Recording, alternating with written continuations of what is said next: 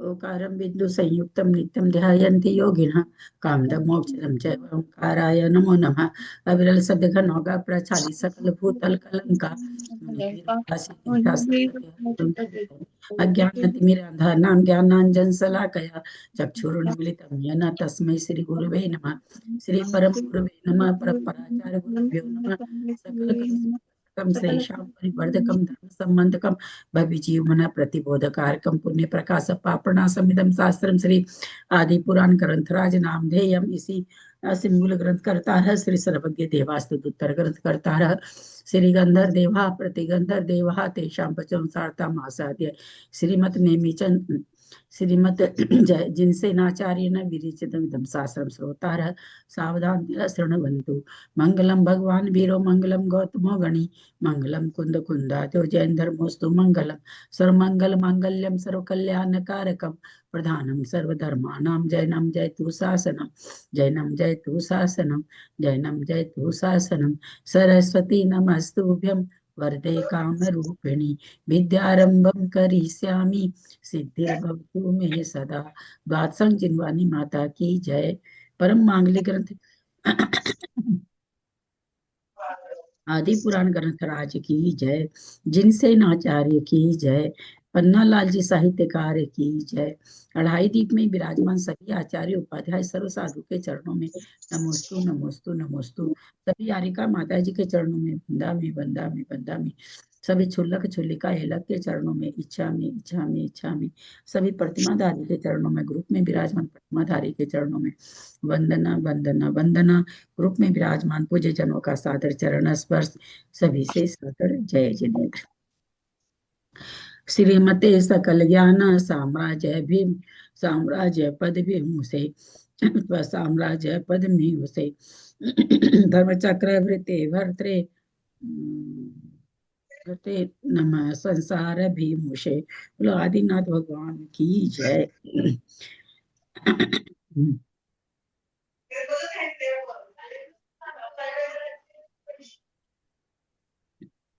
दीदी को प्रणाम, सभी व्रत आदियों को वंदना, सभी बड़ों को प्रणाम। जय जिनेन्द्र। सभी बड़ों को प्रणाम। जय जिनेन्द्र। प्रतिमाधारी जी को वंदना, सभी बड़ों को सादर चरण स्पर्श। जय जिनेन्द्र। दीदी को सादर। दीदी को प्रणाम, सबको सादर जय जिनेन्द्र। दीदी को प्रणाम, सबको जय जिनेन्द्र। शुरू करें क्या? दूसरा आए तो आ गए आ गए।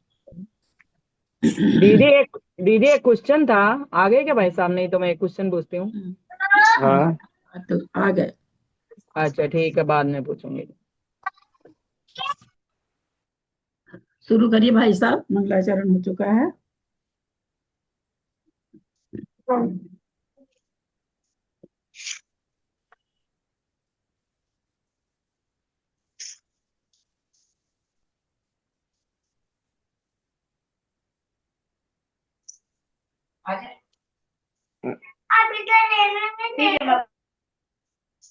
ये गैलेक्सी से कौन है जो म्यूट हो जाए? गैलेक्सी 8 क्या है?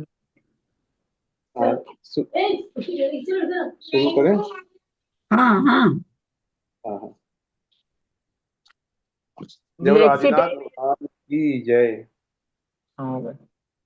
आदरणीय दीदी को सादर जय जिनेन्द्र, सभी श्रोताओं को जय जिनेन्द्र। हम लोगों ने जिन सहस्त्रनाम स्तोत्र का रिवीजन कर लिया था पूरा।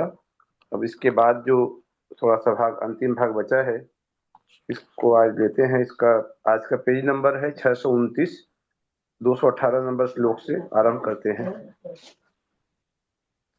1008 नामों से स्तुति करने के बाद स्वधर्म इंद्र भगवान को संबोधित करते हैं। हे तेज के अधिपति जिनेन्द्र देव, आगम की ज्ञाता विद्वानों ने आपके ये 1008 नाम संचित किए हैं। जो पुरुष आपके इन नामों का ध्यान करता है उसकी स्मरण शक्ति अत्यंत पवित्र हो जाती है। स्मरण शक्ति में जो कलुषता होती है, जो अपवित्रता है स्मरण शक्ति में, वह दूर हो जाती है और स्मरण शक्ति पवित्र हो जाती है। हे प्रभु, यद्यपि आप इन नाम सूचक वचनों की गोचर हैं, वचनों के अगोचर ही माने गए हैं। ये प्रभु, यद्यपि आप इन नाम सूचक वचनों के गोचर हैं कि ये इतने जो नाम आपके पढ़े, इन नामों से आप प्रकट होते हैं, लेकिन वचनों के अगोचर ही माने गए हैं कि वचनों में इतनी शक्ति नहीं है, इतनी सामर्थ्य नहीं है कि आपके गुणों को प्रकट कर सकें। तो कहते वचनों के अगोचर ही माने गए हैं। यह सब कुछ है, परंतु स्तुति करने वाला आपसे निस्संदेह अभिष्ट फल को पा लेता है। कि फिर भी जो आपकी स्तुति करते हैं वे अभिष्ट फल को पा ही लेते हैं, इच्छित फल को भी पा ही लेते हैं। इसलिए भगवान आप ही इस जगत के बंधु हैं, आप ही जगत के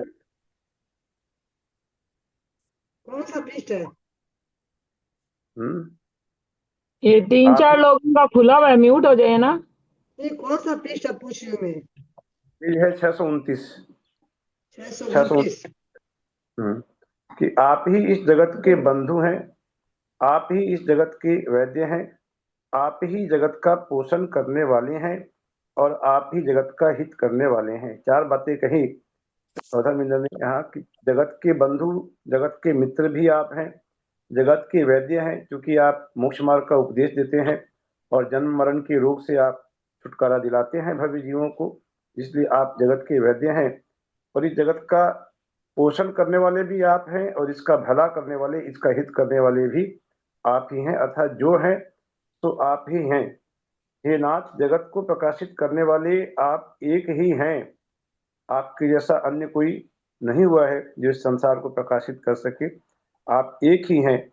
और ज्ञान तथा दर्शन इस प्रकार द्विविध उपयोग के धारक होने से 2 रूप हैं, मतलब भगवान एक रूप भी हैं, भला कहा कि आप एक ही हैं, आपके जैसा कोई अन्य है नहीं, इसलिए आप एक हैं। फिर कह रहे हैं कि आप 2 हैं, 2 रूप हैं। ज्ञान और दर्शन इस प्रकार द्विविध उपयोग के भगवान धारक होने से ज्ञान स्वभावी आत्मा, दर्शन स्वभावी आत्मा है, इसलिए आप 2 रूप है। और 3 रूप दर्शन, सम्यक दर्शन, सम्यक ज्ञान और सम्यक चारित्र, इस प्रकार त्रिविध मोक्ष मार्ग में होने से आप 3 रूप हैं और अपने आप में उत्पन्न हुए। नहीं चुप हो गया, क्या मुश्किल है।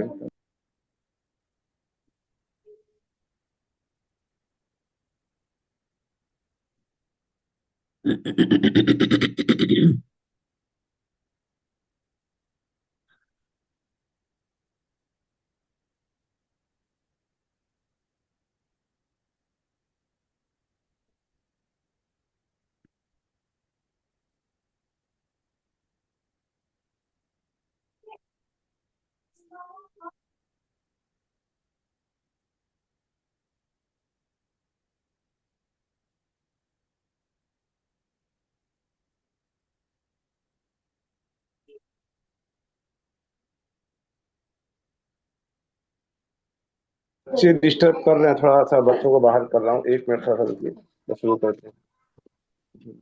बंद करो बच्चे।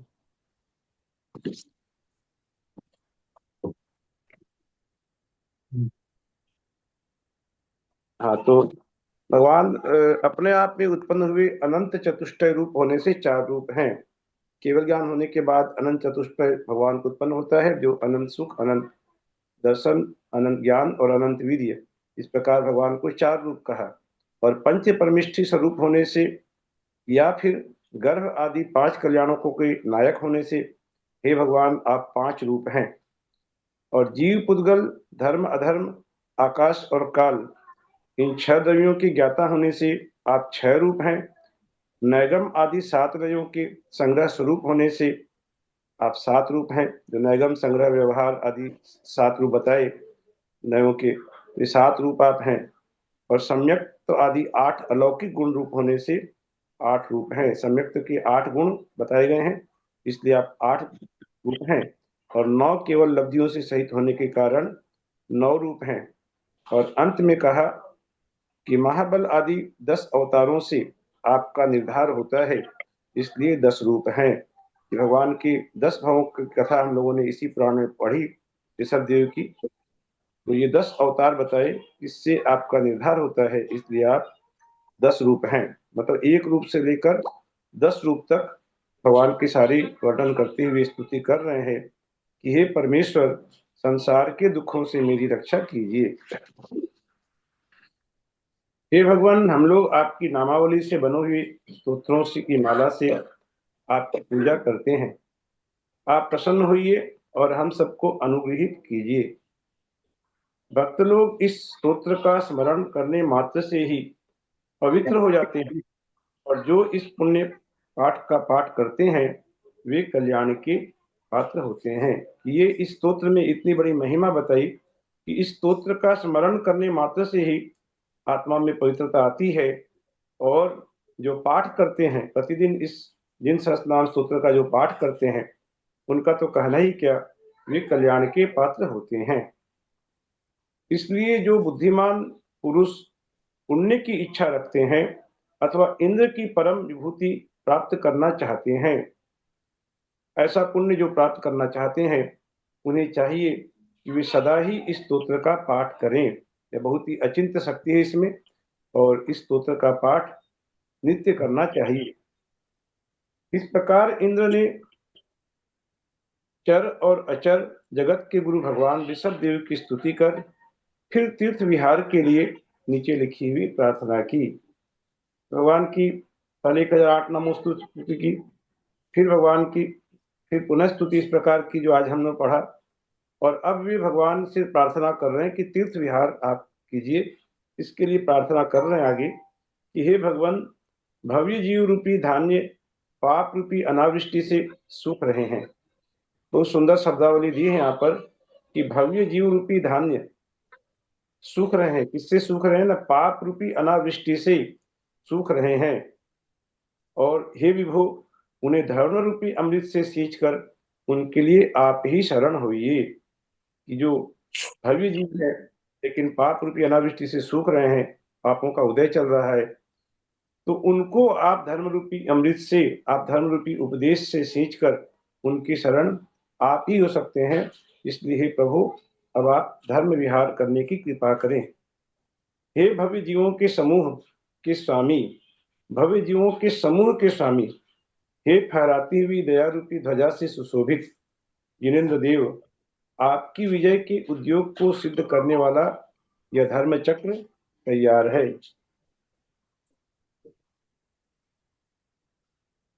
একটু পরে ফোন করছি বলা যাবে, একটু পরে ফোন করবো।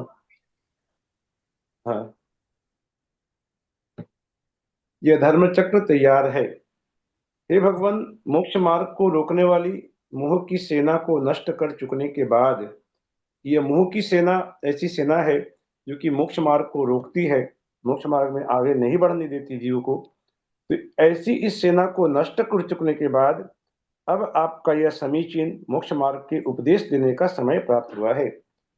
भगवान ने अपना कल्याण तो कर लिया, मोह की सेना को नष्ट करके अपने मोक्ष मार्ग को प्रशस्त कर लिया। अब और भी जो भव्य जीव हैं उन्हें भी मोक्ष मार्ग में स्थित करने की जरूरत है। ये समय प्राप्त हुआ है। हे भगवान, आप धर्म विहार करें। इस प्रकार जिन्होंने समस्त तत्वों का स्वरूप जान लिया है और जो स्वयं ही विहार करना चाहते हैं, ऐसे भगवान ऋषभदेव के सामने इंद्र के वचन पुनरुक्त हुए से प्रकट हुए थे कि भगवान तो स्वयं विहार करते ही हैं, वे भगवान करना चाहते हैं, और ऐसे भगवान को इंद्र ने भी यही प्रार्थना की, तो कह रहे कि ये पुनरुक्त हुए से प्रकट हुए थे। उस समय भगवान स्वयं विहार करने के लिए तत्पर थे, इसलिए इंद्र द्वारा की हुई प्रार्थना का कोई विशेष औचित्य नहीं था, जो व्यर्थ से मालूम होती थी।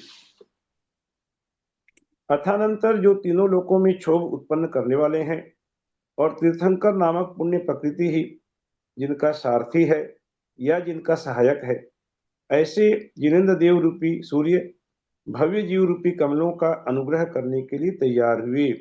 यहाँ सारी बात आती है भव्य जीवों के लिए कि भव्य जीव जो हैं, अभव्य जीव का तो कोई उपकार हो नहीं सकता, वे तो भव्य हैं। तो भव्य जीव जो हैं उनका अनुग्रह करने के लिए, उनका उपकार करने के लिए भगवान अब तैयार हुए अब ये धर्म विहार करने के लिए तैयार हुए हैं। कि जो अब यहाँ पर फिर से 8 प्रतिहारियों का वर्णन किया गया है। जो 8 प्रतिहारियों का वर्णन हमें लगभग 4 या 5 बार हम लोग पढ़ चुके हैं। अभी समोसरण के वर्णन के समय भी कई बार पढ़ा गया था। अब आचार्य महाराज फिर वर्णन कर रहे हैं कि जो मोक्ष रूपी महल पर चढ़ने के लिए सीढ़ियों के समान छत्रत्रय से सुशोभित हो रहे हैं। ये पहला प्रतिहार्य है। फिर आगे दूसरा कहते हैं कि जिन पर क्षीर समुद्र के फेन के समान सुशोभित चमर ढोले जा रहे हैं। कैसे चमर? जो क्षीर समुद्र के जो श्वेत फेन है, श्वेत रंग का जो समुद्र का फेन है, तो जब चमर ढोले जा रहे हैं तो ऐसा लगता है कि मानो क्षीर समुद्र का फेन उमड़ रहा हो। इस प्रकार का दृश्य उत्पन्न हो रहा है।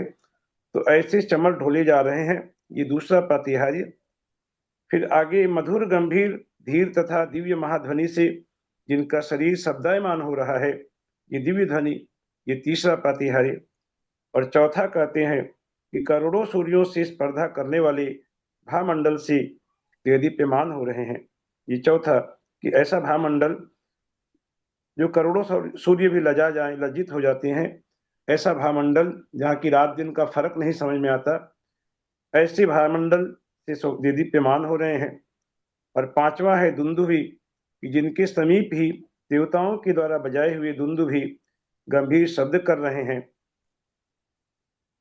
फिर छठा है पुष्पवृष्टि, कि जो स्वामी है देव समूह के हाथों से छोड़ी हुई पुष्प वर्षा से जिनके चरण कमलों की पूजा हो रही है, ये भगवान का छठा प्रतिहार्य। और सातवां बताया सिंहासन, कि जो मेरु पर्वत के शिखर के समान अतिशय ऊंचे सिंहासन के स्वामी हैं। और अंत में अशोक वृक्ष, भक्तामर में अशोक वृक्ष को सबसे पहले लिया मानतू महाराज ने। यहाँ पर अब अशोक वृक्ष को सबसे अंतिम क्रम में रखा गया और कोई क्रम निश्चित नहीं है।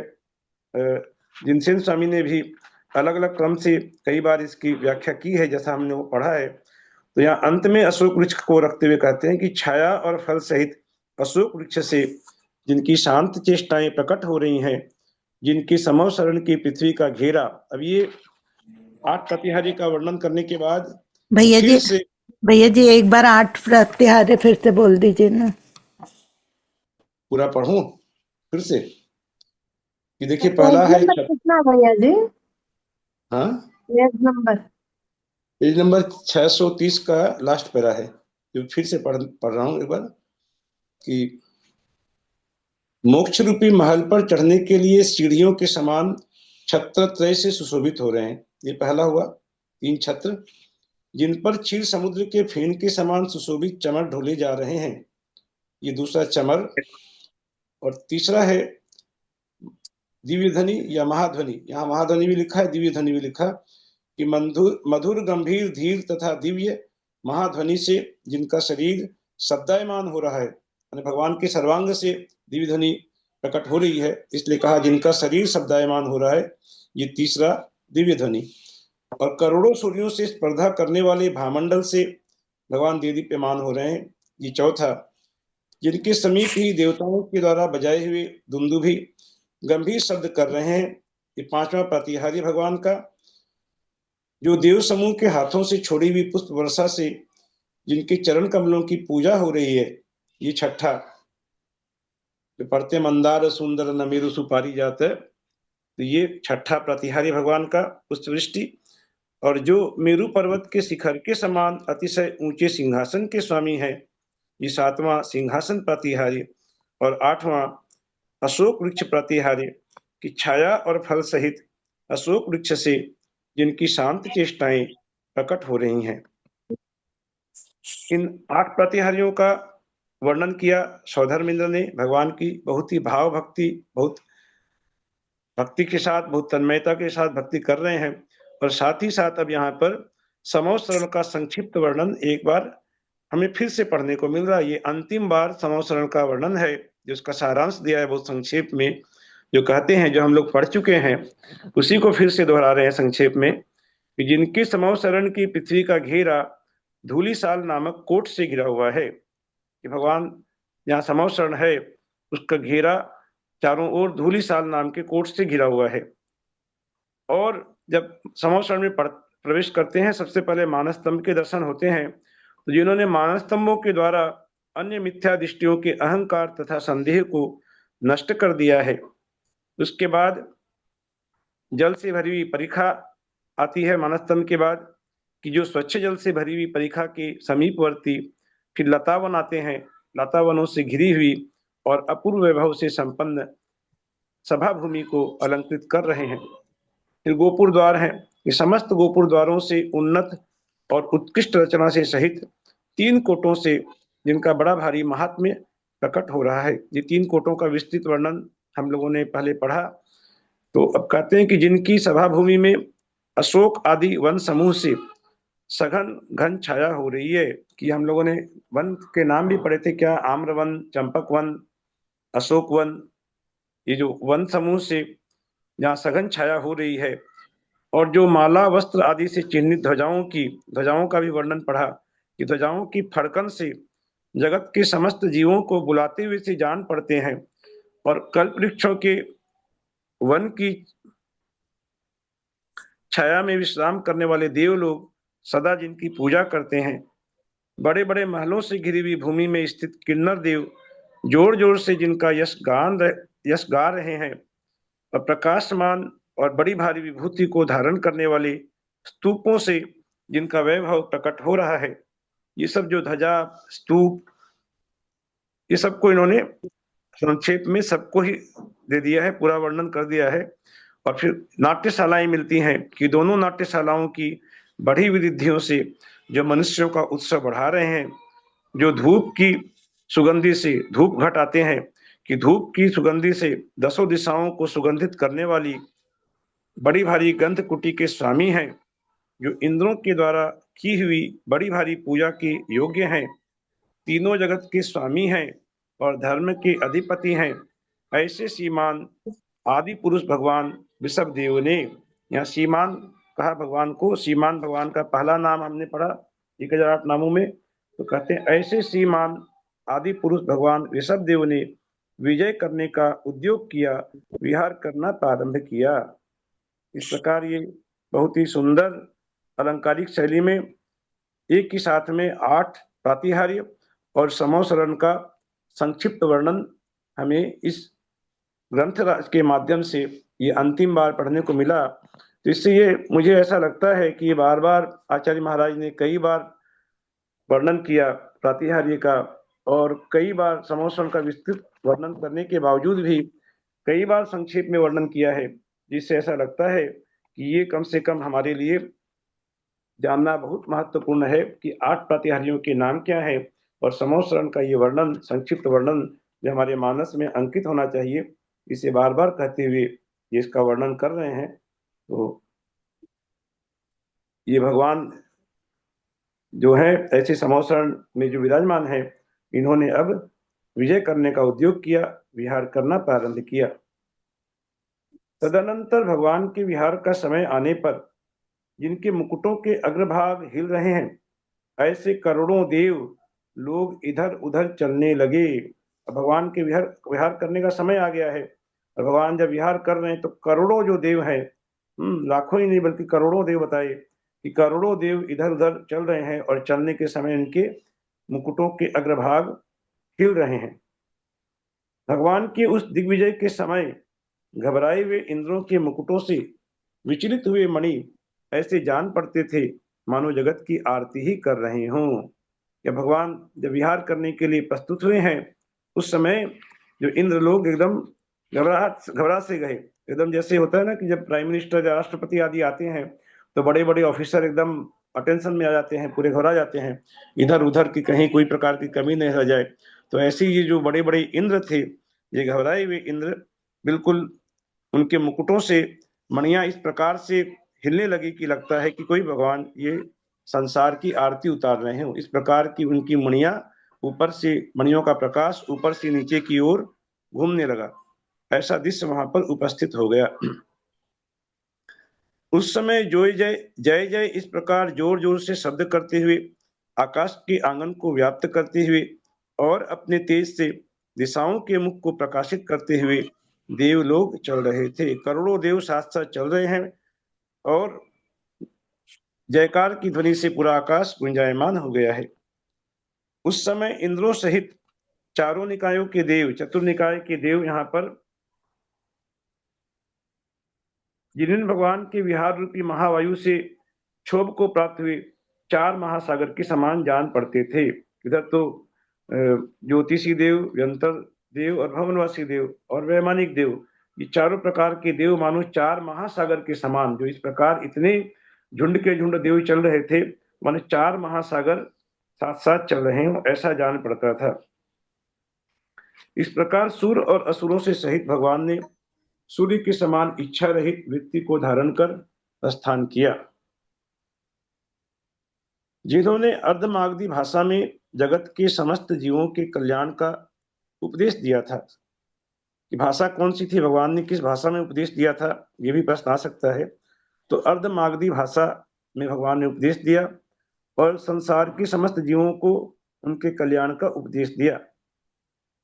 जो जगत के लोगों में मित्रता कराने रूप गुणों से सबको आश्चर्य में डालते हैं, जिन्होंने अपनी समीपता से वृक्षों को फूल, फल और अंकुरों से व्याप्त कर दिया है, कि सब वृक्ष जो हैं लहलहा उठे हैं, फल फूलों से लद गए हैं, और जिन्होंने पृथ्वी मंडल को दर्पण के आकार में परिवर्तित कर दिया है, पृथ्वी मंडल इतना स्वच्छ हो गया है कि मानो दर्पण की तरह दिखाई दे रहा है, जिनके साथ शीतल मंद मंद वायु चल रही है, जो अपने उत्कृष्ट वैभव से जन समुदाय को आनंद पहुंचा रहे हैं, जिनके ठहरने के स्थान से 1 योजन तक की भूमि को पवन कुमार जाति के देव झाड़ बुहार कर अत्यंत सुंदर रखते हैं, कि सभी देव अपनी अपनी ड्यूटी में लग जाते हैं। तो ये पवन कुमार जाति के जो देव हैं, ये 1 योजन तक की पृथ्वी को बहुत साफ सुथरा कर देते हैं, और विहार योग्य भूमि को मेघ कुमार जाति के जो देव हैं, वे सुगंधित जल की वर्षा कर धूलि रहित कर देते हैं। पहले तो साफ सफाई कर देते हैं पवन कुमार जाति के देव, और फिर उस साफ की हुई भूमि में मेघ कुमार जाति के देव सुगंधित जल की वर्षा कर, ताकि धूल के कण नहीं उठे, धूल रहित कर देते हैं। जो कोमल स्पर्श से सुख देने के लिए कमलों पर अपने चरण कमल रखते हैं, शाली, त्रिही आदि से संपन्न अवस्था को प्राप्त हुई पृथ्वी जिनके आगमन की सूचना देती है, शरद ऋतु के सरोवर के साथ स्पर्धा करने वाला आकाश जिनके समीप आने की सूचना दे रहा है, देवों के परस्पर एक दूसरे को बुलाने वाले के लिए प्रयुक्त हुए शब्दों से जिन्होंने दिशाओं के मुख व्याप्त कर दिए हैं, कि देव इतने उतावले हो रहे हैं, वहां पर एक दूसरे को बुला रहे हैं सब, कि सबको आओ यहाँ पर भगवान के साथ चलना है, और जिनके आगे 1000 अर वाला देदीप्यमान धर्म चक्र चल रहा है। भगवान के आगे आगे 1000 अरे वाला धर्म चक्र चलता है, जिनके आगे आगे चलते हुए अष्टमंगल द्रव्य, यहाँ पर अष्टमंगल द्रव्य चलते हैं आगे आगे, तथा आगे आगे फहराती हुई ध्वजाओं के समूह से आकाश व्याप्त हो रहा है। यहाँ पर दीदी आपसे मुझे एक जिज्ञासा है, यहाँ पर जो लिखा है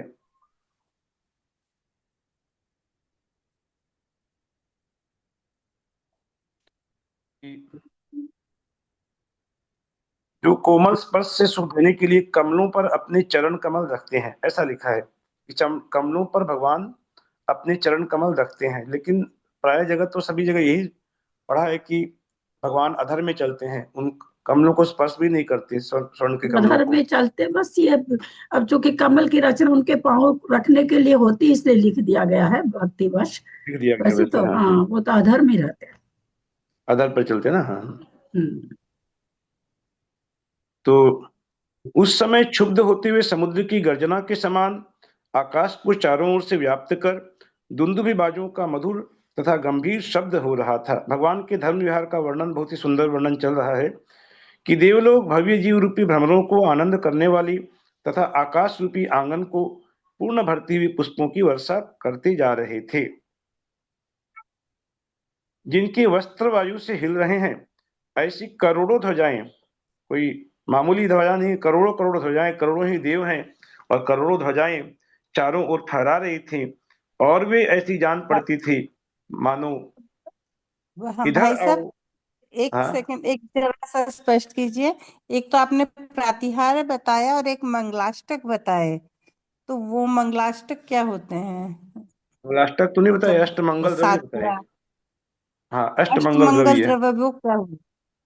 वो क्या अष्टमंगल हुए? द्रव्य जो हम लोग मंगलाष्टक में पढ़ते हैं, भृंगारे चामर सुदर्पण पढ़ते हैं ना, भृंगारे चामर सुदर्पण, फिर क्या है, पीठ कुंभ है, ऐसा जो पढ़ते हैं, तालध्वजा तप निवारक भूषिताग्रे, ये 8 मंगल द्रव्य होते हैं। कि भृंगार माने झारी, भृंगार चामर, फिर चामर भी होता है अष्टमंगल में, भृंगार चामर सुदर्पण, फिर दर्पण, और भंगार चामर सुदर्पण, फिर भूल रहा हूँ, भृंगार चामर सुदर्पण, वो पढ़िएगा आप, मंगलाष्टक में लिखा रहता है वहां पे।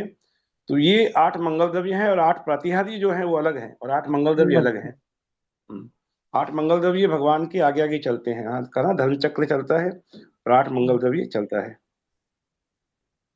ये आठ मंगल द्रव्य द्रव्य है। अपन हाँ विधान मानते हैं तब भी तो चारों तरफ हाँ, लगाते हैं। हाँ, विधान में भी साथिया, अपना 8 शीशा, मंगल रखा झाड़ी, जाता है, ये सब रखा साथिया भी जाता है। रहता है, शीशा, हाँ, झाड़ी। स्वस्तिक भी रहता है, हाँ, स्वस्तिक रहता है, हाँ, ठोना रहता है। होना रहता है। अच्छा, उसको मंगलाष्टक मंगल द्रव्य बोलते हैं। तो मंगल द्रव्य हो गया। और मंगल राष्ट्र प्रतिहारी जो वेदी के ऊपर प्रतिहार तो पता है। लगाते हैं, वो तो पता है। वेदी पर लगाते हैं, वो अष्ट प्रतिहारी हुआ। हाँ, वो तो तो ये करोड़ों ध्वजाएं जो फहरा रही थी, वे ऐसी जान पड़ती थी मानो इधर आओ इधर आओ, इस तरह भव्य जीवों के समूह को बुला ही रही हो, कि सब बुला रहे हैं। इस प्रकार ध्वजाएं फहरा फहरा करके मानो सबको बुला रही हैं कि ऐसा सुनहला अवसर है, सबको इधर आओ और भगवान के धर्म विहार में जो हो रहा है, अब इनकी जो उपदेश होने वाला है, इसका लाभ लो। तो भगवान के विहार काल में पद पद पर समस्त दिशाओं को व्याप्त करने वाला और ऊंचा जो भेरियों का शब्द हो रहा था, वह ऐसा जान पड़ता था मानो कर्म रूपी शत्रुओं को तर्जना ही कर रहा हो।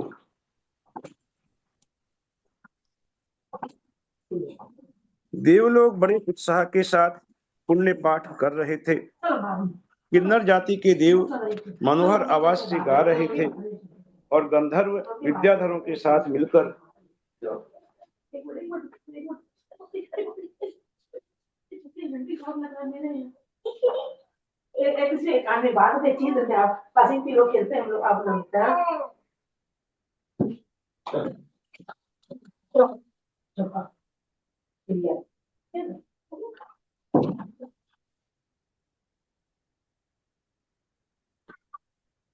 किन्नर जाति के देव मनोहर आवाज से गा रहे थे और गंधर्व विद्याधरों के साथ मिलकर वीणा बजा रहे थे। उस समय समस्त दिशाएं मानो आनंद से धूम रहित हो निर्मल हो गई थी। कोई सी प्रकार का धूम धुआं आदि नहीं था दिशाओं में, और मेघ रहित आकाश अतिशय निर्मलता को धारण कर सुशोभित हो रहा था।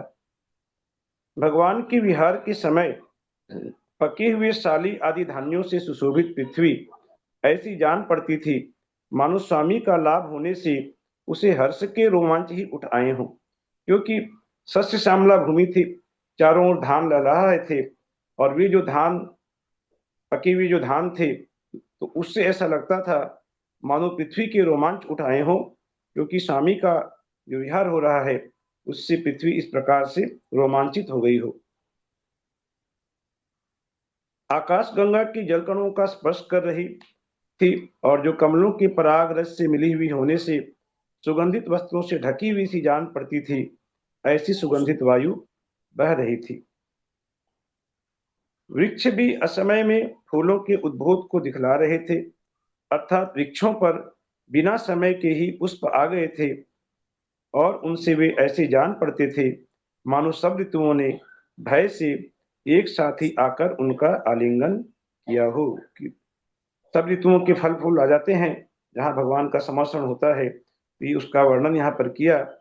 और भगवान के महात्म्य से 400 कोस तक पृथ्वी तक सुभिक्ष था, अर्थात वहां कोई अकाल आदि नहीं पड़ता था।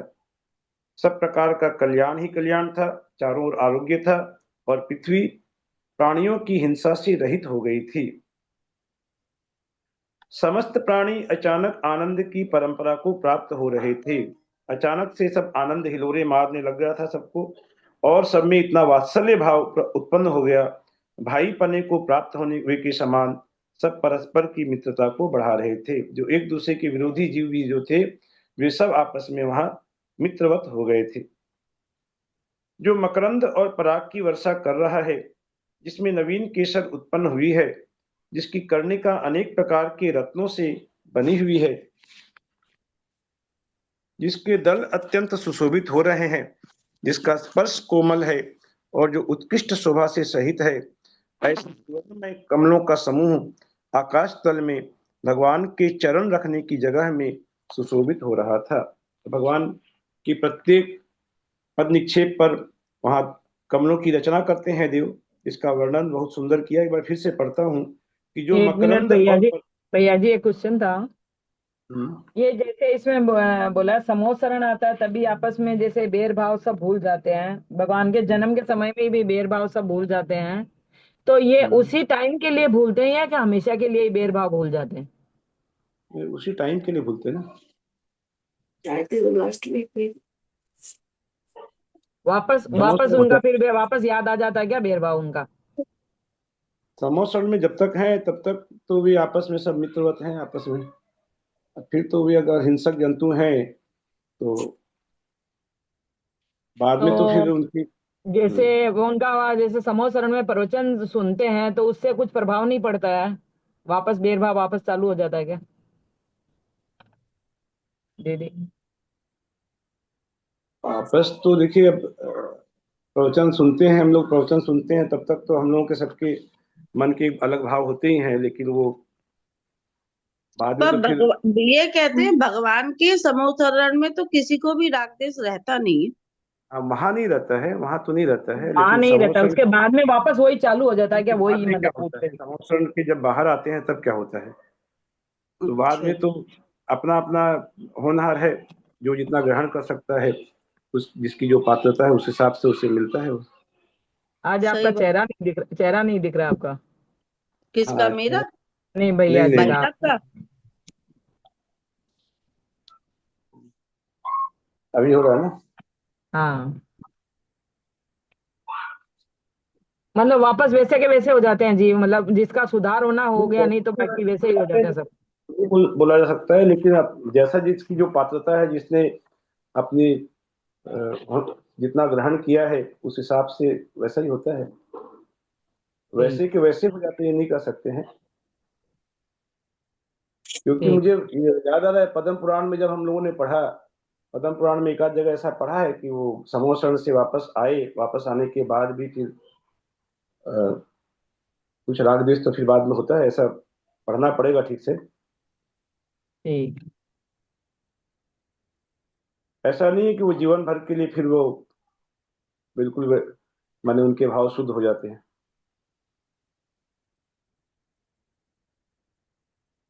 तो मैं ये कमलों का वर्णन पढ़ रहे थे कि जो मकरंद और पराग की वर्षा कर रहा है, जिसमें नवीन केसर उत्पन्न हुई है, जिसकी कर्णिका अनेक प्रकार के रत्नों से बनी हुई है, जिसके दल अत्यंत सुशोभित हो रहे हैं, जिसका स्पर्श कोमल है और जो उत्कृष्ट शोभा से सहित है, ऐसा सुवर्णमय कमलों का समूह आकाश तल में भगवान के चरण रखने की जगह में सुशोभित हो रहा था, जिनकी केसर के रेणु उत्कृष्ट सुगंधि से सांद्र हैं, ऐसे वे प्रफुल्लित कमल 7 तो भगवान के आगे प्रकट हुए थे और 7 पीछे। इस प्रकार कमल भी उन कमलों के समीप में सुशोभित हो रहे थे और वे ऐसे जान पड़ते थे मानो आकाश रूपी आंगन में चलते हुए लक्ष्मी के रहने हुए के भवन ही हों। भ्रमरों की पंक्तियों से सहित इन सुवर्णमय कमलों की पंक्ति को देव लोग माने स्वर्ण कमलों की रचना कर रहे हैं, साथ साथ भ्रमरों की पंक्तियां भी वहां पर उनके ऊपर मंडरा रही है। तो इन कमलों की पंक्ति को देव लोग इंद्र की आज्ञा से बना रहे थे। जिन्हें भगवान के चरण कमलों के सम्मुख हुई वह कमलों की पंक्ति ऐसी जान पड़ती थी मानो अधिकता के कारण नीचे की ओर बहती हुई उनके चरण कमलों की कांति को ही प्राप्त करना चाहते हों। आकाश रूपी सरोवर में जिन्हें भगवान के चरणों के समीप प्रफुल्लित हुई वह विहार कमलों की पंक्ति 15 के वर्ग प्रमाण अर्थात 225 कमलों की थी। अर्थात 15-15 की 15 पंक्तियां बनाई गई थी, वहां पर बनाई जाती थी भगवान के प्रत्येक चरण कमल में। तो 15 कमलों की 15 पंक्ति होने से 15 गुना 15 225 कमल प्रत्येक भगवान के पद के ऊपर कमलों की रचना होती थी। तो यहाँ पर दीदी एक चीज थोड़ी सी समझनी थी कि कह रहे हैं कि 7 कमल भगवान के आगे प्रकट हुए थे और 7 पीछे, तो 7 और 7 तो 14 हुए। तो फिर और एक कहाँ, जहाँ मतलब कि भगवान के चरण जहाँ पर हैं ठीक उसके नीचे, उसको लेके 15 मानेंगे क्या? जी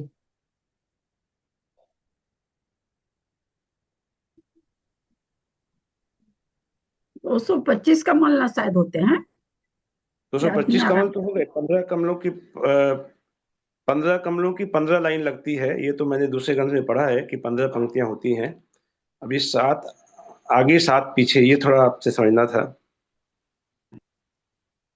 तो 7 7 तो 14 हुए।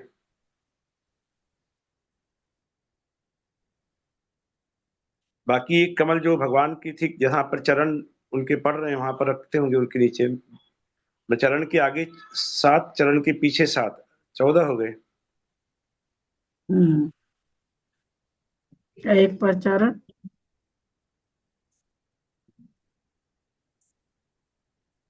देखना पड़ेगा। हाँ वही होगा। आप एक बार देखिएगा ग्रंथ में क्या लिखा है। जी ऐसा ही है। ऐसा ही है ना। तो उस समय भगवान के दिग्विजय के काल में स्वर्णमय कमलों से चारों ओर से व्याप्त हुआ आकाश ऐसा सुशोभित हो रहा था, मानो जिसमें कमल फूल रहे हैं, ऐसा सरोवर ही हो। क्योंकि भगवान के प्रत्येक जो पद निक्षेप है उसमें 225 कमल वहां पर रचना हो रही है। तो वहां कह रहे हैं कि आकाश की वर्ण उपमा की यहाँ पर सरोवर तो से। ये 225 कैसे हुए? ये 15? 15 लाइन बनती है दीदी, 15 लाइन बनाते हैं देव लोग, 15 लाइन बनाते हैं, 15 पंक्तियां होती हैं भगवान के आगे। माने 15 पंक्ति में, एक एक पंक्ति में अगर 15 कमल रखे तो 15 गुणा 15 मिला के 225 हो गए। ऐसा है।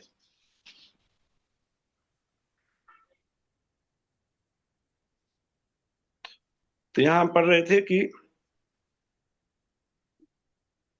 हाँ, कि उस समय भगवान की दिग्विजय के काल में स्वर्ण में कमलों से चारों ओर व्याप्त हुआ आकाश ऐसा सुशोभित हो रहा था, मानो जिसमें कमल फूल रहे हैं, ऐसा सरोवर ही हो। माने आकाश तो पूरा सरोवर की तरह लग रहा था और आकाश में मानो कमल ही कमल छा गए हो और वो सरोवर की तरह दिखाई पड़ रहा था। इस प्रकार भगवान ने समस्त पृथ्वी पर विहार किया। जन समूह की पीड़ा हरने वाले जिनेन्द्र रूपी सूर्य ने वचन रूपी किरणों के द्वारा मिथ्यात्व रूपी अंधकार के समूह को नष्ट कर समस्त जगत को प्रकाशित किया था। भगवान जहां भी जाते थे वहां वे मिथ्यात्व रूपी अंधकार को नष्ट करते थे और धर्म के प्रकाश से सभी को प्रकाशित करते थे।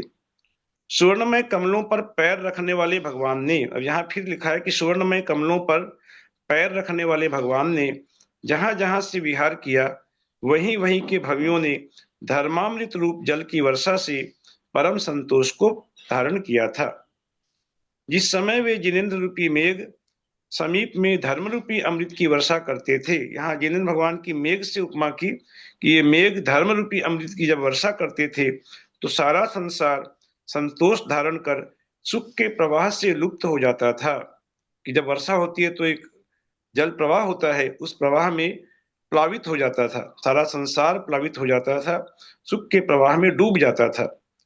उस समय अत्यंत लालायित हुए भव्य जीव रूपी चातक जिनेन्द्र रूपी मेघ से धर्म रूपी जल को बार बार पीकर चिरकाल के लिए संतुष्ट हो गए थे। बार बार उन्होंने, एक बार पिया, दोबारा उपदेश को प्राप्त किया, फिर किया, इस प्रकार से वे बहुत ही निहाल हो गए थे।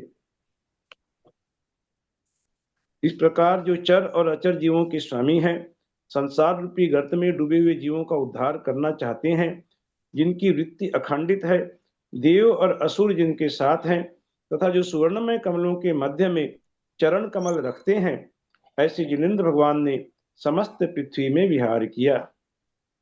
उस समय संसार रूपी तीव्र दावानल से जलते हुए संसार रूपी वन को धर्म अमृत रूप जल के छींटों से सींचकर, संसार दावानल में जिस प्रकार आग लगती है उस प्रकार ये संसार जल रहा था, ऐसे संसार को भगवान ने धर्म अमृत रूपी जल के छींटों से सींचा और सबका संताप दूर कर दिया और जिनकी दिव्य ध्वनि प्रकट हो रही है, ऐसे वे भगवान ऋषभदेव ठीक वर्षा ऋतु के समान सुशोभित हो रहे थे।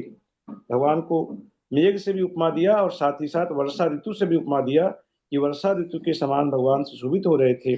और भी इस प्रकार जो संसार जो दावानल की अग्नि के समान धू धू कर जल रहा था, उसे उन्होंने धर्म उपदेश दिया। समीचीन मार्ग के उपदेश देने में तत्पर धीरवीर भगवान ने अब यहाँ पर अनेक देशों में जहाँ जहाँ विहार किया उनके नाम दिए कि काशी, अवंती, कुरु, कौशल, सूर्य, पुंड्र, चेदी, अंग, वंग, मगध, आंध्र, कलिंग, मद्र, पंचाल, मालव, दसार्ण और विदर्भ आदि आदि में कर दिया। मैंने इसके अलावा और भी बहुत सारे देश हैं। यहाँ पर 17 देशों का नाम दिया आचार्य महाराज ने और देकर फिर आदि लगा दिया कि आदि आदि देशों में विहार किया था। इस प्रकार जिनका चरित्र अत्यंत शांत है, जिन्होंने अनेक भव्य जीवों को तत्व ज्ञान प्राप्त कराया है और जो तीनों लोकों के गुरु हैं, ऐसे भगवान ऋषभदेव अनेक देशों में विहार कर चंद्रमा के समान उज्जवल, ऊंचे और अपना अनुकरण करने वाले कैलाश पर्वत को प्राप्त हुए। ऐसे कैलाश पर्वत पर उनका समोषण आया जो कि चंद्रमा के समान उज्जवल था, जो पर्वत जो ऊंचा था, जैसे भगवान ऊंचे थे वैसे ही वह पर्वत ऊंचा था।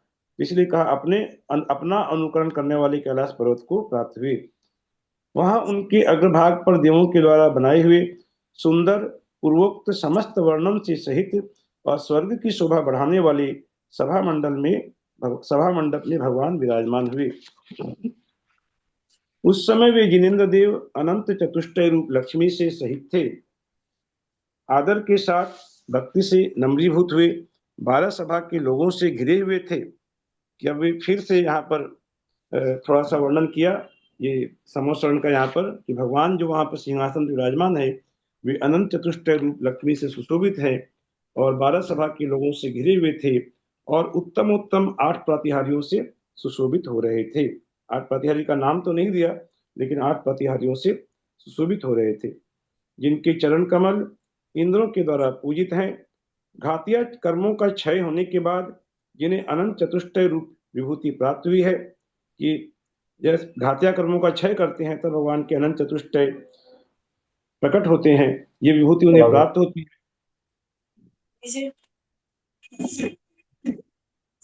जो भव्य जीव रूपी कमलनियों को विकसित करने के लिए सूर्य के समान है, जिनके मानस स्तंभों को देखने मात्र से जगत के अच्छे अच्छे पुरुष नम्रीभूत हो जाते हैं कि जहाँ समोष्ण में प्रवेश करते हैं तो प्रवेश करते जो मानस स्तंभ दिखाई देते हैं उनको देखते ही सारा मान गलित हो जाता है। तो फिर आगे जाकर के भगवान के दर्शन करने के बाद क्या कहना ही क्या क्या होता है। तो ये अच्छे अच्छे पुरुष नम्रीभूत हो जाते हैं और जो तीनों लोगों के स्वामी हैं, जिन्हें अचिंत्य बहिरंग विभूति प्राप्त हुई है कि अचिंत्य जिसका चिंतन में हम नहीं ला सकते, ऐसी बहिरंग विभूति समोषण की उन्हें प्राप्त हुई है। और जो पाप रहित हैं ऐसे सी स्वामी जिनेन्द्र देव को हम लोग भी भक्ति पूर्वक नमस्कार करते हैं। इस प्रकार ये पहले भाग का स्वाध्याय भी पूर्ण हुआ और इस पहले भाग के स्वाध्याय में भगवान को अंत में जो विशेषण दिया, अंतिम विशेषण किया दिया कि जो पाप रहित हैं ऐसे स्वामी जिनेन्द्र देव को हम लोग भी भक्ति पूर्वक नमस्कार करते हैं। कि सौधर्म इंद्र ने तो इतनी भाव भक्ति पूर्वक उनकी स्तुति की जिसके कारण वे एक भावावतारी हुए। इस भक्ति के कारण ही, भक्ति की जो शक्ति थी इसी के कारण सौधर्म इंद्र और सची इंद्राणी एक भावावतारी होते हैं, अगले भाव में ही वे मोक्ष को प्राप्त करते हैं। और हम लोग भी सभी पढ़ने वाले सुनने वाले हम लोग भी सभी भक्ति पूर्वक भगवान को बार बार नमस्कार करते हैं। जब लोग देवादिदेव आदिनाथ भगवान की जय।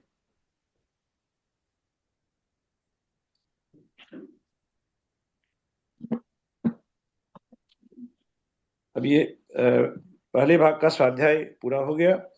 अब दूसरे भाग का जो स्वाध्याय इसके बाद जो होगा, इसमें भरत जी के चरित्र का हमें बहुत ही विस्तार पूर्वक वर्णन प्राप्त होगा।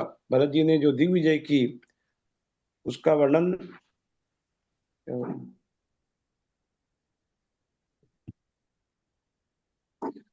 हमें पढ़ने को मिलेगा। भरत जी ने ब्राह्मण वंश की स्थापना की और ब्राह्मणों को उन्होंने जो उपदेश दिया, जो 7 परम स्थान है उसका उपदेश दिया उन्होंने, सदगृहस्थ सज्जातित्व आदि का, और जो गर्भान्वय आदि की जो क्रियाएं बताई गई हैं वहां पर, जो बहुत ही पढ़ने लायक हैं, वो सब बहुत विस्तार से हमें पढ़ने को मिलेंगी। और आधा भाग तो लगभग लगभग भरत जी के इस दिग्विजय से ही वर्णन है। तो आगे का भी जो दूसरा भाग है वह बहुत ही लाभप्रद है, बहुत उपदेशवर्धक वर्णन है। और ये आज का पहले भाग का स्वाध्याय पूरा हो गया है। जिनवाणी स्तुति करते हैं। ये दूसरा भाग कलकत्ता से या कहाँ से मंगाना होगा? और दूसरा भाग मंगाया नहीं क्या आप लोगों ने भी? मैंने मंगाया नहीं। कहाँ से मंगाए? वो तो तो दिल्ली से आ जाएगा। आप बोलिए, अगर मंगाना हो तो मंगा देंगे। हाँ, दिल्ली। हाँ खाली एड्रेस मुझे हो तो मैं ज्ञानपीठ से क्या? हाँ हाँ, ज्ञानपीठ से आ जाएगा। हाँ, और या फिर वो लाल मंदिर में वहां से भी आता है, वहां से आ जाएगा। हम लोग तो सब वो हमारे विशाल जैन है जो कहते हैं वो मंगा देते हैं सब। खाली मुझे फोन नंबर चाहिए, मैं मंगवा लूँ। हाँ ज्ञानपीठ से मंगाए थे, आ गया था। फोन हाँ, नंबर तो भेज ज्ञानपीठ देगा के ना पास। शर्मिला जी? हाँ, भेज दूंगी, मैं ग्रुप में भेज दूंगी ज्ञानपीठ के नंबर। आज ही ज्ञानपीठ से भेजिएगा। मंगा दीजिए। हाँ, पहले पेज पे पूरे फोन नंबर एड्रेस वगैरह दिए हुए हैं। आदि पुराण का पहले भाग का कवर है, उस कवर हाँ, हाँ, के उसमें ऊपर भी मिल जाएगा, फोन नंबर आदि सब मिल जाएगा उसमें। हम्म। हाँ फोन नंबर कहाँ दिया है? फोन नंबर तो नहीं दिया है इसमें। ये ये है। जयपुर का फोन नंबर है, भेज दिए।